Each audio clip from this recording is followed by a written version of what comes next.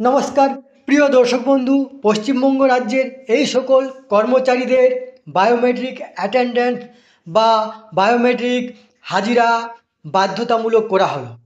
আসুন আমরা দেখে নেব যে এই তালিকায় কোন কোন বিভাগ পড়ছে। তার আগে আপনারা অবশ্যই আমার চ্যানেলটি সাবস্ক্রাইব করবেন এবং সবার আগে ভিডিও নোটিফিকেশান পাওয়ার জন্য সামনের যে বেল আইকন আছে সেখানে প্রেস করে নোটিফিকেশান অল করে রাখবেন এবং ভিডিওর সাথে লাইক কমেন্ট শেয়ার করবেন। তাহলে আসুন দেখুন পত্রিকাতে কী লিখেছে। বায়োমেট্রিক হাজিরা নবান্নে অর্থ দপ্তরে বায়োমেট্রিক হাজিরা পদ্ধতি বাধ্যতামূলক করা হলো। এতদিন বায়োমেট্রিকের পাশাপাশি হাজিরা খাতাও ছিল। অধিকাংশ কর্মী হাজিরা খাতাতেই স্বাক্ষর করতেন, কিন্তু কর্মসংস্কৃতির ক্ষেত্রে আরও কঠোর হতে এবার অর্থ দপ্তর সিদ্ধান্ত নিল সব কর্মীকেই বাধ্যতামূলকভাবে বায়োমেট্রিক হাজিরা দিতে হবে।